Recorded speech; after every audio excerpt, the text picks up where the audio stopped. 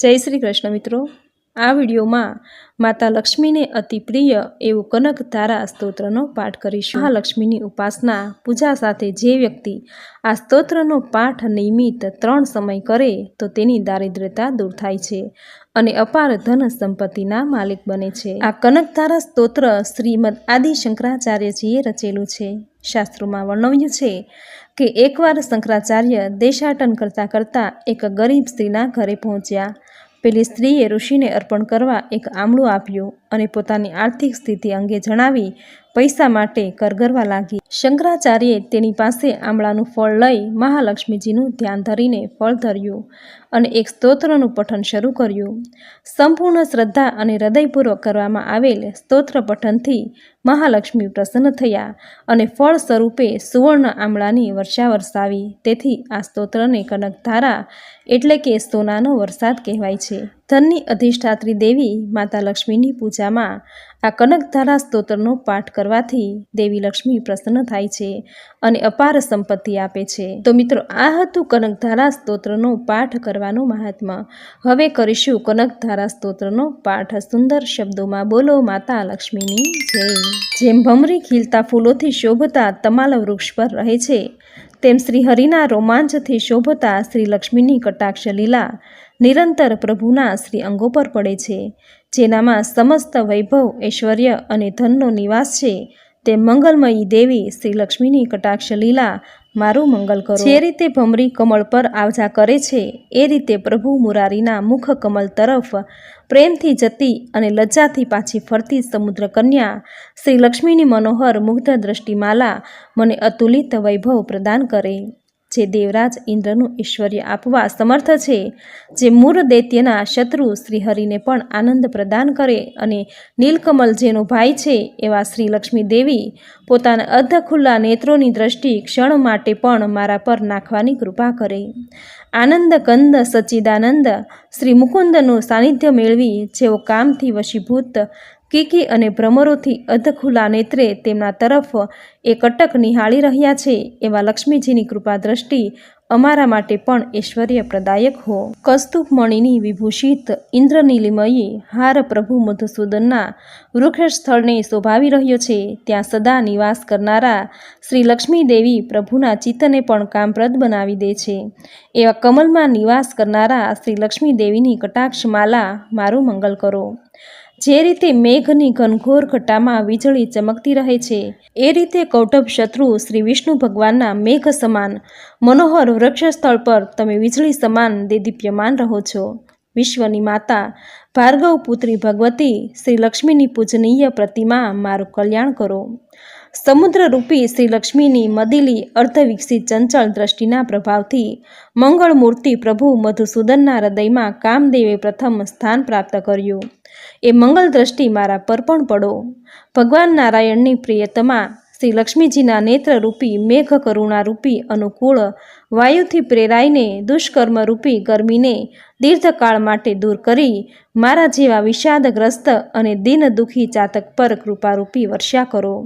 વિશિષ્ટ મતિવાલા મનુષ્યો પોતાના સત્કર્મથી જેમના પ્રીતિપાત્ર બની જેમની કૃપા દ્રષ્ટિથી અનાયાસ સ્વર્ગ પ્રાપ્ત કરે છે, એ કમલાસનના કમલા લક્ષ્મી દેવીની વિકલિત કમલના ગર્ભ જેવી કાંતિવાન દ્રષ્ટિ મારી અભિલાષા પૂર્ણ કરે અને સંતાનાદિની વૃદ્ધિ પ્રદાન કરે।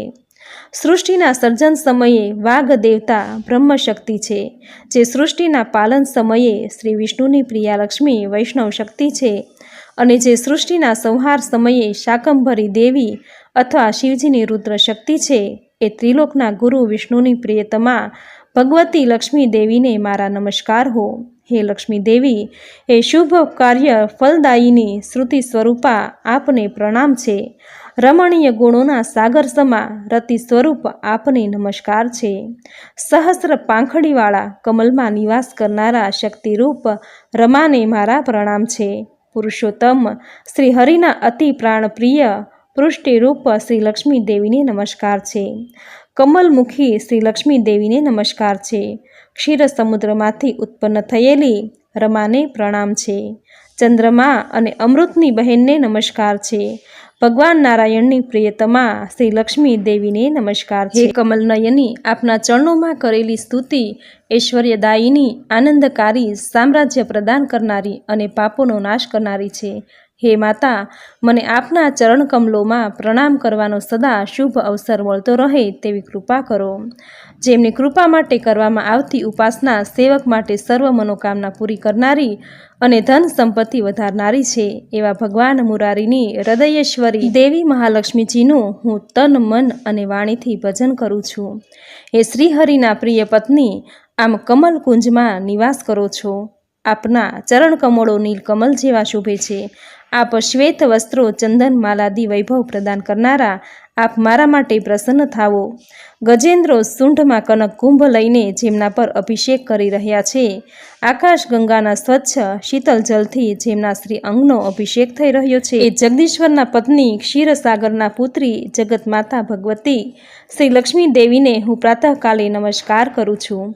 હે કમલ નયને, હે વિષ્ણુ પ્રિયા શ્રી લક્ષ્મી દેવી, હું મહાદીનહીન છું.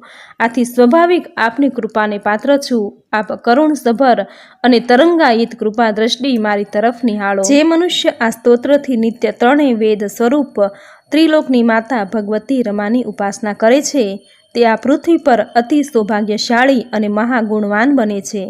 વિદ્વાનો પણ એ મનુષ્યના ભાવ સમજવાની ઈચ્છા રાખે છે.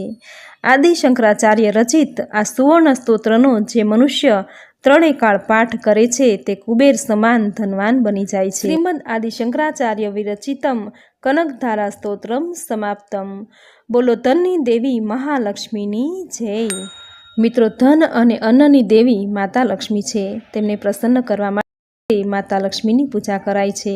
આ પૂજામાં કનકધારા સ્તોત્રનો પાઠ કરવાથી દેવી લક્ષ્મી પ્રસન્ન થાય છે અને અપાર સંપત્તિ આપે છે. કનકધારા સ્તોત્રનો પાઠ કરતા સમયે કનકધારા યંત્રની સ્થાપના કરવી જોઈએ. શુદ્ધ અને પવિત્ર આસન પર બેસી માતા લક્ષ્મીના આ સ્તોત્રનો પાઠ કરવો. સ્તોત્રનો પાઠ કરતા સમયે મા લક્ષ્મીને શુદ્ધ ઘીનો દીવો કરવો. ગાયના દૂધમાંથી બનેલી ખીર અથવા તો મીઠાઈનો ભોગ ધરાવવો. આ રીતે સંપૂર્ણ પવિત્રતાથી, સાચા મનથી, પૂરી શ્રદ્ધાથી આ સ્તોત્રનો પાઠ કરવાથી માતા લક્ષ્મી પ્રસન્ન થાય છે. તેમની દુઃખ, દરિદ્રતા, ગરીબીનો નાશ કરી તેના જીવનમાં અપાર સંપત્તિ આપે છે. સુખ, શાંતિ, વૈભવના માલિક બનાવે છે. તેનું જીવન વૈભવશાળી બને છે. તો મિત્રો, આ હતું કનકધારા સ્તોત્ર ગુજરાતી ભાવાર્થમાં, જે તમે પૂરી શ્રદ્ધાથી સાંભળ્યો. જે સાંભળવો તમને જરૂર ગમ્યો હશે તો વિડીયોને લાઇક કરી કોમેન્ટમાં જય માતા લક્ષ્મી જરૂર લખજો. ચેનલ પર નવા છો તો ચેનલ સબસ્ક્રાઈબ કરી બાજુમાં બેલ આઇકન પ્રેસ કરી દેજો, જેથી આપણા દરેક નવા વિડીયોની નોટિફિકેશન આપને મળતી રહે. તો ફરી મળીશું આવી જ નવી ધાર્મિક માહિતી, નવી ધાર્મિક કથા સાથે. ત્યાં સુધી આપ સૌને મારા જય શ્રી કૃષ્ણ.